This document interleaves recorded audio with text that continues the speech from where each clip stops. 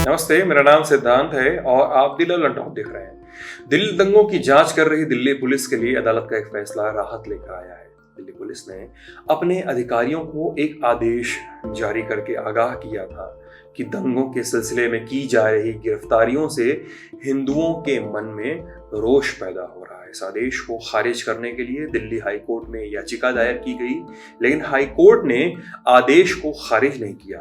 अलबत्ता दिल्ली पुलिस को इस आदेश पर क्लीन चिट दे दी दिल्ली हाई कोर्ट। क्या है आदेश?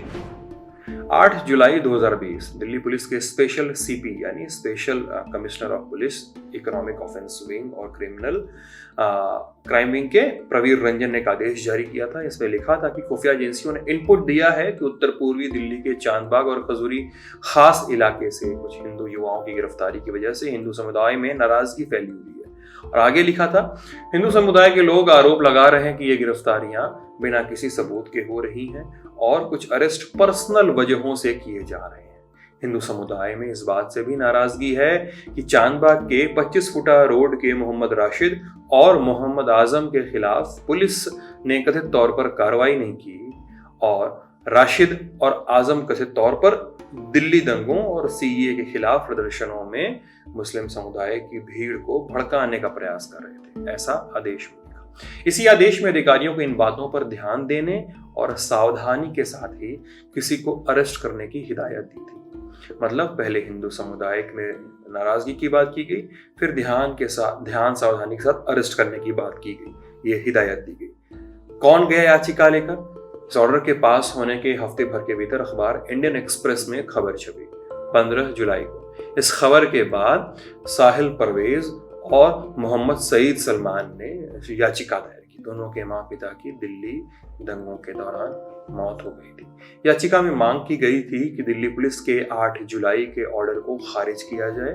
साथ ही स्पेशल सीपी प्रवीर रंजन से पूछा जाए कि उन्होंने किस आधार पर यह आदेश जारी किया था और मांग की गई कि ऐसे गैर कानूनी आदेश जारी करने के लिए उनके खिलाफ अनुशासनात्मक कार्रवाई की जाए।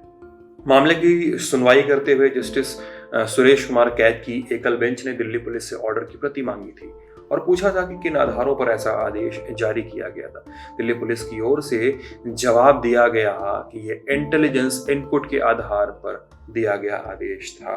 ये एक आम तरीका है जिसकी मदद से अफसरों को केस सही तरीके से हैंडल करने के लिए गाइड किया जाता है।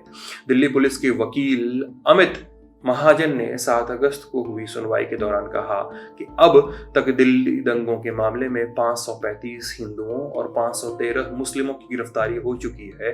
सभी केसों में चार्जशीट भी दाखिल की जा चुकी है। कहा गया कि ऑर्डर का पहला अनुच्छेद इंटेलिजेंस इनपुट के आधार पर था, जबकि दूसरा अनुच्छेद अफसरों को ये बताने के लिए था किसी भी गिरफ्तारी के समय सावधानी के साथ काम करें। ऐसा दिल्ली पुलिस ने कहा कोर्ट में। कोर्ट ने अपने ऑर्डर में माना कि 8 जुलाई को जारी किए गए इस आदेश की वजह से कोई भेदभाव नहीं हुआ है। कोर्ट ने इस आदेश को खारिज करने से इनकार भी कर दिया। साथ ही कहा कि इस आदेश को लेकर जो खबर प्रकाशित की गई है वो स्पेशल सीपी प्रवीर रंजन की ओर से जारी आदेश की आत्मा के खिलाफ है। कोर्ट ने कहा कि मीडिया लोकतंत्र का चौथा स्तंभ है। खबरें सारे तथ्यों की जानकारी के बाद ही की जानी चाहिए। कोर्ट ने यह भी आदेश दिया है कि अगर कोई सीनियर अधिकारी कोई गैर कानूनी आदेश जारी करता है तो जांच करने वाले जो अधिकारी हैं, एजेंसियां हैं, उनको अपने अधिकारियों के दबाव में किसी तरफदारी की दृष्टि से काम नहीं करना चाहिए, ऐसा कोर्ट ने कहा। तो ये थी खबर दिल्ली दंगों से जुड़ी हुई। और भी खबरें आती रहेंगी, हम आपके पास लेकर आते रहेंगे।